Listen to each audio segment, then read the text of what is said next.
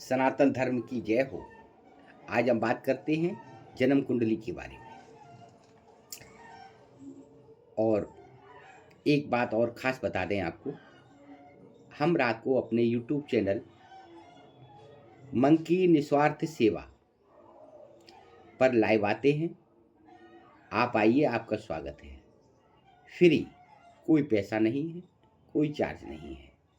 गृह दशा, अंतर्दशा, जीवन का फलादेश, साल का फलादेश, हमें किस देवता की पूजा करनी चाहिए, हमें कौन सा रत्न धारण करना चाहिए, क्या करना चाहिए जिससे हमारे आगे की तरक्की हो, ये सब फ्री है। आइए, आपका स्वागत है, कोई पैसा नहीं है। अब बात करते हैं डिटेल में। जन्म पत्र का कोई अंधविश्वास नहीं है। सबसे पहले एक बात साफ कर देना चाहते हैं, जन्म पत्र का जादू नहीं है, टोना टोटका भी नहीं है, और ना ही किसी को डराने का साधन है। जन्म पत्र का वह दर्पण है जिसमें व्यक्ति का स्वभाव, क्षमता, संघर्ष और संभावनाएं स्पष्ट दिखाई देती है। जिस क्षण आपका जन्म हुआ, उस समय आकाश में जो ग्रह जिस स्थिति में थे, वे आपकी जन्म पत्रिका का आधार बनते हैं। खिचड़ी अगर बर्तन में पके तो बीमार को ठीक कर देती है। अगर वही खिचड़ी दिमाग में पके लगे तो अच्छे खासे इंसान को बर्बाद कर देती है। याद रखना, रिश्ते दिमाग से नहीं, दिल से निभाए जाते हैं। अब प्रश्न आता है, कुंडली देखने से आखिर होता क्या है? मैं आपको बिल्कुल सरल भाषा में बताता हूं। शिक्षा में सफलता कब मिलेगी? नौकरी करनी चाहिए या व्यापार? विवाह कब और कैसे होगा? विवाह में बाधा क्यों आ रही है? धन आता है पर रुकता क्यों नहीं है?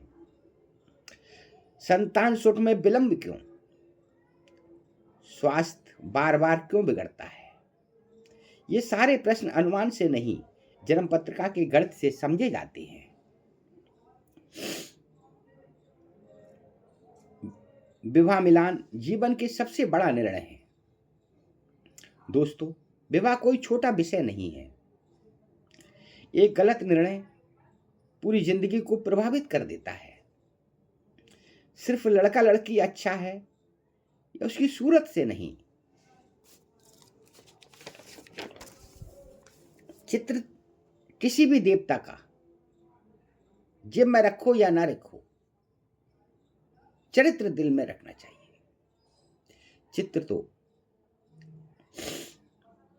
याद रखना मेरे भारत के लोगों, मेरे सनातनियों, चित्र तो किसी का भी सुंदर हो सकता है। चित्र को संभालने में ज्यादा टाइम नहीं लगता। 30 मिनट के मेकअप में चित्र संभल जाता है, पर ठीक हो जाता है। लेकिन चरित्र को संभालने में पूरा जीवन लग जाता है। लड़का लड़की अच्छा है, ये परिवार अच्छा है, इतना काफी नहीं होता।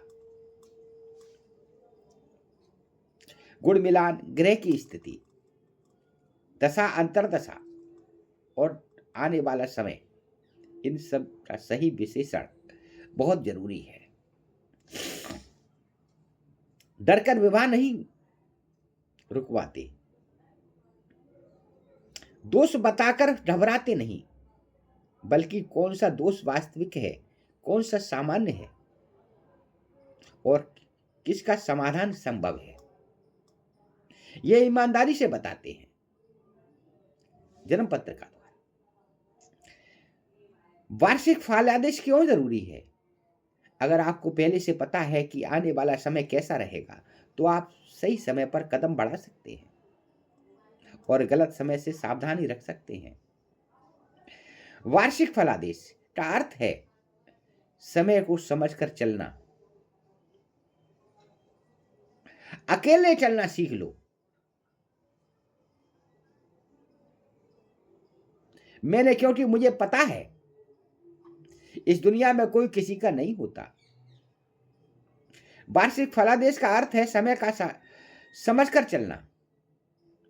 यह भविष्यवाणी नहीं बल्कि तैयारी का साधन है। हमारा उद्देश्य डर नहीं समाधान है। आजकल बहुत लोग ज्योतिष के नाम पर लोगों को डराते हैं, लेकिन मैं स्पष्ट कहना चाहता हूं, ज्योतिष का उद्देश्य डर पैदा करना नहीं बल्कि रास्ता दिखाना है। शास्त्र सम्मत उपाय बताते हैं, सरल उपाय बताते हैं, दिखावे वाले कर्म कांड से दूर रहते हैं। क्योंकि अगर समस्या आई है तो समाधान भी अवश्य होगा। क्यों जुड़े हम, आपका सवाल है। अगर आप सच्चा मार्गदर्शन चाहते हैं, बिना डर के कुंडली दिखाना चाहते हैं, जीवन को समझकर आगे बढ़ना चाहते हैं, तो एक बार अपनी जन्म पत्रिका अवश्य दिखाइए, बनवाइए। नाम, जन्म तिथि, समय और स्थान के आधार पर पूरा विश्लेषण किया जाता है।